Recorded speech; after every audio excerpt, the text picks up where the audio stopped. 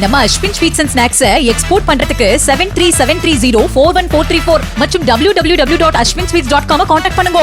கேரள மாநிலம் கண்ணூர் செருக்குண்ணி என்ற ஊரில் உள்ள அன்னபூர்ணேஸ்வரி கோவில் திருவிழாவிற்கு அழைத்து வரப்பட்ட யானை திடீரென மிரண்டது. அந்த யானை விழாப்பந்தலின் தூண் மற்றும் ஒலிபெருக்கிகளை தாக்கி சேதப்படுத்தியதால் அங்கிருந்தவர்கள் ஓட்டம் பிடித்தனர். இதற்கிடையில் பாகன்கள் யானையை கட்டுக்குள் கொண்டு வந்தனர்.